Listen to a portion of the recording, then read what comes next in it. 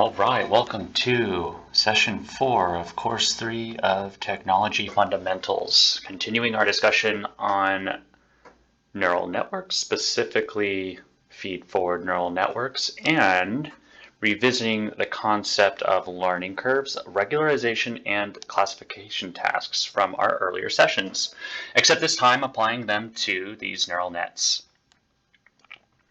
I'm going to update scikit-learn as we did in the last session. Give our environment a moment to boot up, importing all of the same diagrams, importing all of the same libraries again. And we went over this yesterday, importing our wine data set, a little nifty trick here, copying the data frame so the original is unaltered, and then using .pop to pull out the dependent variable, assigning it to a new variable name. Splitting into train and test sets, and then further splitting our train sets into train and validation, as validation will be used during the training of the neural net when we visit a topic called early stopping today. We have numerical and categorical independent variables that we need to process. We're going to do so in parallel using make column transformer and make column selector, and we'll go ahead and pre-process our data and view the pipeline with scikit-learn. All right, evaluating the model. In the last session, we randomly chose 10 and then 30 epochs. Those were our exercise towards the end of the session. We chose this number of epochs to train our neural network. Now we'll garner the language to more systematically determine what our training epochs should be. Learning curves. Recall learning curves from, I believe it was last week, model validation and selection, where we plot the model score, and this can be a multitude of things, typically accuracy for classification, or mean squared error, or R squared for regression. Plotting the score over model complexity, and this complexity could be trees in a forest, or in the case of that model selection session, it was the number of degrees in a polynomial. Today, we're going to cover a similar situation with neural networks, except here the model complexity is going to be defined by two new things: the number of epochs used during training, and then the capacity of the model. Starting with epochs, otherwise known as the number of times the model is exposed to the training data. A greater number of epochs allows the model to further tune itself to the training data. Remember that our model solves its weights by a solver function, most often a form of gradient descent. Because the solver is iterative, the longer we allow it to run, the closer it will get to finding its true weights being the weights that return the most accurate Y estimate. The caveat here is that, like we have seen before, the model is only learning the proper weights according to the training data, which we know includes noise, otherwise known as irreducible error. Our data science senses should be tingling. There's an optimum number of epochs here, and it will counterbalance the trade-off between error due to bias, which occurs from too few epochs, and error due to variance, which occurs from too many epochs. The second tunable parameter we have in this discussion on learning curves is the capacity or the complexity of the model. The capacity of the model is defined by the architecture. It is the total number of trainable weights available to the solver function. The more weights, the more capacity. Capacity determines the upper limit for which our model can learn relationships between the data. Again, we should recall from our session on feature engineering, the more training data we have, the more capacity we should give our model to account for that abundance of training data. This is also influenced by the actual complexity between the input and output data, x and y, whose function we are attempting to approximate with the neural network. Right? So the more complex the relationship, the more capacity we should give our model. If the relationship between x and y is, for instance, truly linear, that extra capacity is unneeded. But if the relationship is complex, say we're trying to map pixels in an image to determine if there is some kind of production defect in a vehicle, that's going to take a lot more complexity because we have to come up with the relationships between those pixels to find the abstractions such as deformations in, say, a car door. In any case, capacity can be increased by either widening our model, increasing the neurons in a layer, or deepening our model, that is, increasing the number of layers in the model. All right, so that's it for learning curves. Let's talk about early stopping. Early stopping is going to take advantage of those learning curves. Here we go. Without knowing the true relationship between x and y, or the degree to which there is irreducible error in our data, we return to our familiar learning curves to pragmatically determine how long we should train our model. That is, how many epochs should we run and how many neurons should we give to our model. When dealing with the number of epochs, we can program this into the training session automatically with early stopping. Early stopping allows us to discontinue training the model when either the validation score stops improving or stops improving by some dictated margin. This allows us to both save time during training and to avoid overfitting our model. To account for underfitting, that is, not training the model long enough, we can simply set our number of training epochs to some arbitrarily large number and allow early stopping to take care of the rest.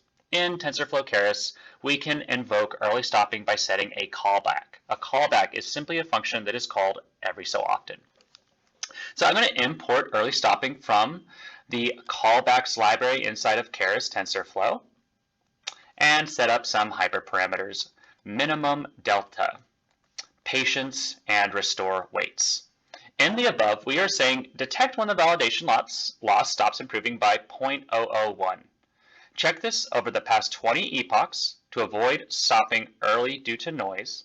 So check this over some amount of time of epochs, so you don't just arbitrarily stop too early simply because there was noise in one round of training or something like this. So we're tracking the last 20 epochs to make sure we really don't pass that minimum delta.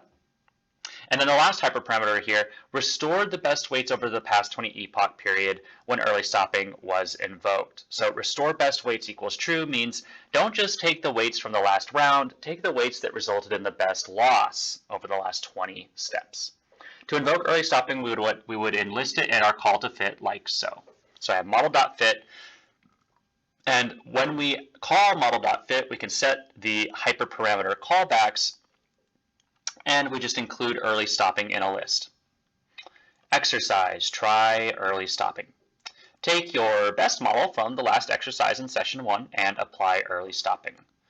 Okay, I don't really remember what mine was, but I know I had some kind of power of 2. It's like num units equals, I believe it might have been 5 was the end of my for loop that I wrote for this. So we'll have layers.dense, units will be 2 to the num units, and then we'll just, activation function, I think I had it at ReLU, okay, and I believe I had 4 layers, and then a last layer with just a single unit, and then the middle layers were a little bit fatter. I believe this was the architecture that I had. It's a big one. All right, epochs is set to 1,000, so this is going to run a maximum of 1,000 times. Batch size, we've been using 256. You'll notice that this is significant because it's a power of 2. Verbosity set to 1. We've got our callback here. Early stopping, minimum delta, patience. All right, let's give this a go. And did we not compile? This model's not. Oh, our summary, right? So we talked about this yesterday. If I'm going to try to print out a summary of the model, I need to give some indication to the size of this model before I do so. So it's going to be input shape is going to be the shape of our data, xtrain std.shape, and it's the number of features in that.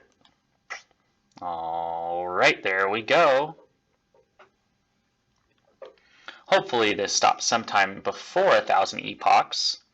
While we're here, we can talk about this a little bit. So our verbosity set to 1 will give us the current epoch of training.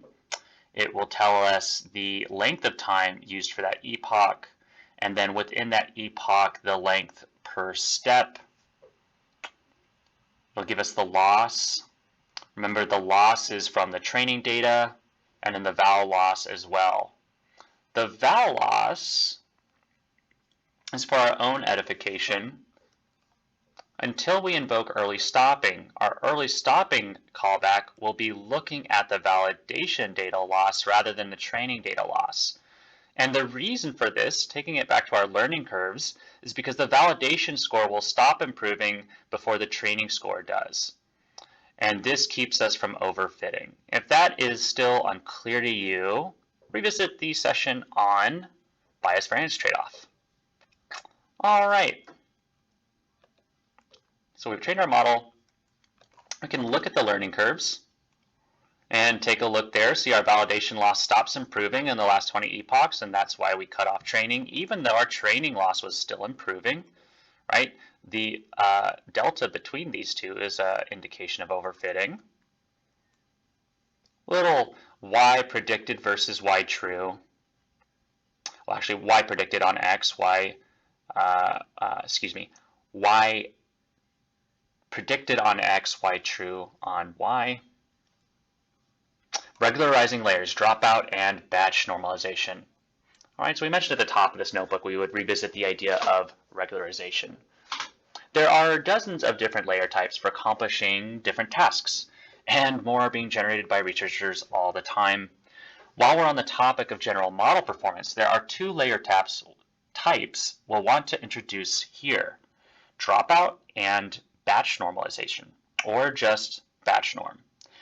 What we'll see with both of these types is that while they don't contain any neurons, they're useful to think of as layers because they are an extra processing step between neural layers. So when we're dealing with the Keras API, dropout and batch norm are going to be thrown around as if they were actual layers in the network, but it's good to know that these aren't actually layers. It's just a useful convention when we build our neural network to treat them like layers. But they're not because they don't have any neurons. Starting with dropout. Dropout is the neural network response to the wide success of ensemble learning, right? And this was the idea behind random forests that we discussed earlier on. In a dropout layer, random neurons are dropped in each batch of training. In other words, their weighted updates are not sent to the next neural layer. And just as with random forests, the end result is that the neural network can be thought of as many independent models that vote on the final output. But another way to think about this is that when a network does not contain dropout layers and has a capacity that exceeds that which would be suited to fit the true underlying complexity of the data, it can begin to fit to noise rather than the functional relationship. This ability to fit to noise is based on very specific relationships between neurons, which fire uniquely given the particular training example that they were overfit to. Adding dropout breaks these specific neural connections, and so the neural network as a whole is forced to find weights that apply generally, as there is no guarantee they will be, quote, turned on when their specific training example they would usually overfit for comes around again. It's almost like playing Russian roulette, and your bullet is only going to fire at random times when if that bullet was specific to a particular input data, i.e. the noise behind an input data that wasn't generalizable across all the data, it's going to be really bad if that neuron's only turned on some of the time, because basically that neuron had one job and it was overfitting to that noise. All right, so dropout is a really effective way of breaking up that fitting to noise. A last thing to note is that after adding dropout, we will typically need to add additional layers to our network to maintain the overall capacity of the network. Right, we're reducing the capacity a little bit when we add dropout, so we need to add some back in. So that's all this is saying. When adding dropout to a model, we will usually want to increase the depth. So this is what I'm doing here. Let's say like before maybe there were 2 hidden layers and now I've increased it to 3. And we can go ahead and run this with dropout.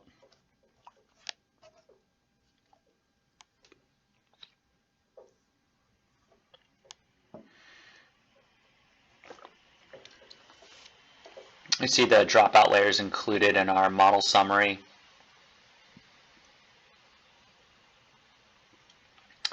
All right, now on to batch norm or batch normalization. This accomplishes a task very similar to sklearn standard scaler, and in fact, it can be added to the front of a neural network in place of sklearn standard scaler to scale and center the input data. But batch norm is also used between layers. Why would we want to rescale the output from one layer before feeding into the next? Well, for the same reason we would want to scale and center our data in the first place. It levels the playing field for the following layer to find the important relationships. The optimizer algorithm, stochastic gradient descent, will shift weights in proportion to how large the activation is out of each neuron, and so large differences can lead to spurious behavior. In practice, batch norm is often implemented to make the overall training time faster, rather than to improve the final loss, although in some cases it does do this as well. It is good to invoke batch norm in particular if you are dealing with neural networks that take a long time to train. Batch norm can be added between layers as well as between a layer and its activation function. And now taking the example here, again, we can see in our model summary where our batch normalization layers occur.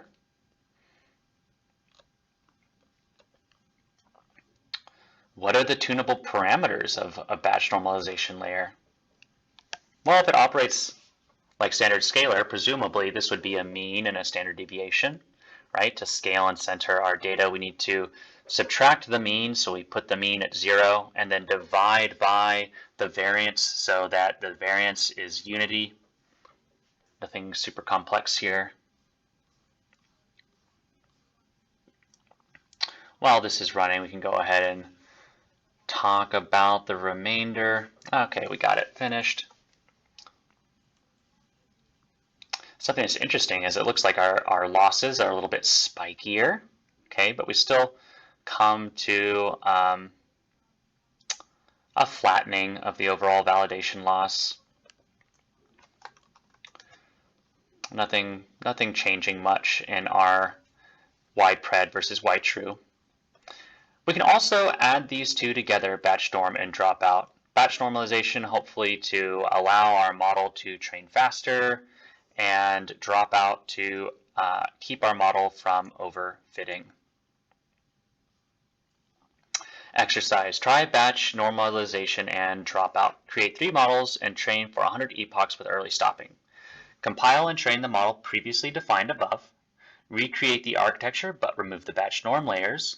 Recreate the architecture but remove the dropout layers and remove one hidden dense layer. Compare the number of epochs required to converge and the overall loss. So I'll leave that as an exercise and move on to binary classification. When dealing with classification tasks, everything we've covered up until now with regression still applies. The main difference is that the format of the last layer's outputs and the choice of loss function is different between classification and regression. Starting with the loss function, accuracy and cross-entropy. Formally, we've encountered accuracy in classification tasks. It is the ratio of correct predictions over total predictions. Right? Accuracy equals number correct over total. And when classes are heavily imbalanced, we will use a weighted accuracy. The problem with using accuracy as a loss function is that it does not change smoothly. Right? There are jumps in the numerator since it is just a count, which the SGD or stochastic gradient descent algorithm requires in order to work properly. So we need another metric, introducing cross-entropy. Cross-entropy. We won't go into detail here, other than that it is a distance measure between 2 probabilities, the probability of predicting the class or predicting the incorrect class. We want the probability for predicting the correct class to be 1 or 100%. And cross-entropy will measure the distance the current probability of the model is from 1. We set cross-entropy as our loss when we compile the model. In this case, we have 2 classes, so we use binary cross-entropy. Right, and this is just a convention in TensorFlow Keras. So the string is binary underscore cross-entropy that we set to the loss when we compile the model. All right, mapping from 0 to 1, the sigmoid function. Finally, we need to introduce a special activation function that will map our last layer outputs from 0 to 1 to feed into our loss function. The traditional function we use for this is the sigmoid function. The sigmoid function maps values on the interval 0 to 1, right? So spanning negative infinity to positive infinity, all of those outputs from the last neuron will then be mapped to either 0 or to 1. And the slope between 0 and 1 is steep the closer we get to 0 as the input variable. And so we force or push our output towards 1 or 0. To get the final class prediction, we need a threshold probability, typically 0.5, where we will round up to the class label. Keras will set to 0.5 by default. Right, so we're just saying that if our output is predicted to be 0.5, we're just going to call it 1. If it's less than 0.5, we're going to call it 0. We set the sigmoid activation function in the last layer. Right? Same thing we've seen before, except instead of setting it to ReLU or Swish or ELU or something else, we set it to sigmoid. Classification example with the wine data. So again, I'm importing my wine data same exact way as before, except now I'm popping the type, red or white, doing my transformation on the remaining data, and then using a hand mapping procedure to map the string values white and red to 0 and 1. So white will be 0, red will be 1. We're going to build our model, a very simple model here, 4 and 4 units. Notice sigmoid is our activation function. Now we need to compile it. A quick side note here before we do, you can also view the shape of the model with this little schematic. It's kind of nice. All right. We set cross-entropy as our loss when we compile the model. In this case, we have two classes, so we use binary cross-entropy. Introducing metrics. We can track other forms of performance during training with the metrics parameter in model.compile. We will look at the results when we finish training. So I'm including binary accuracy as a new metric to just, again, to just track. We're not actually going to have the model do anything with it in terms of operations while it's training.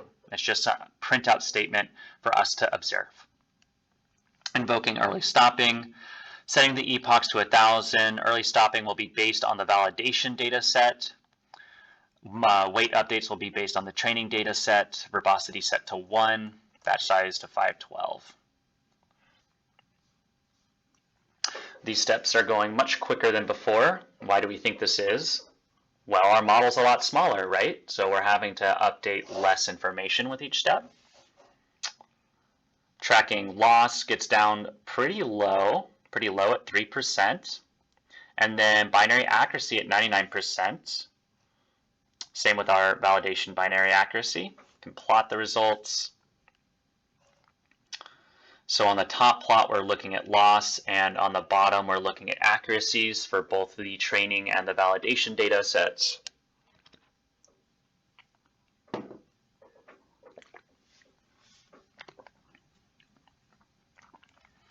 Looking pretty solid. We also can look at a classification report, and I've imported this from sklearn in case you're interested. Note I'm having to move my probabilities to Booleans, and that's what I'm doing here in order to use them with classification report. Precision and recall for both of our classes, right? So we can remind ourselves what precision and recall are. Precision is our ability to not have false positives, right? So whenever we say this thing is remember 0 is a white wine. Whenever we say this is a white wine, there's not accidentally any reds in that label. For recall, we're able to recall all of the whites. So we're not falsely labeling any whites as reds. That's just a definition of precision and recall. F1 score, I believe it's just a multiple between precision and recall, but in any case, it gives you an indication of the performance of precision and recall. Another useful validation tool here is the confusion matrix. On X, we have our true labels, and on Y, we have our predicted labels. And so what we would like is for only numbers to occur along the top left to bottom right diagonal. This is when true matches predicted. And so we can see that there are a few white wines that should be that are falsely labeled as red, and there are a couple red wines that are falsely labeled as white. Going back to our precision and recall up here, these whole number values for white wines are evidently just rounded up. This is probably something like actually 0.99, and so we're seeing it displayed as a 1 here. So we are missing a couple, but by and large, we're getting everything correct. All right, multi-class classification. It is good practice and often necessary to one-hot encode the target values for a multi-class problem. We will need to do that with our wine data here. So remember, our quality scores, our quality values, are actually whole numbers, and I've been up until now treating them as a regression task, but we can also treat them as a classification task. All right, so this is an exercise. We're going to first define the model, define a model with both batch norm and dropout layers, add an optimizer, loss, and a metric, and then train and evaluate. All right, we're going to recreate our data frame or our data sets.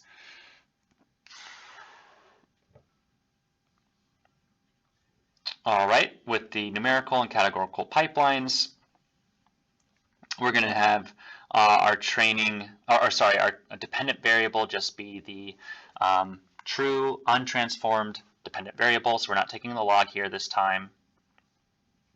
And then here's our task, defining the model, compiling the model, including early stopping, and tracking our metric, our optional metric, in this case accuracy. All right, and we will leave this as an exercise for us to perform towards the end of class.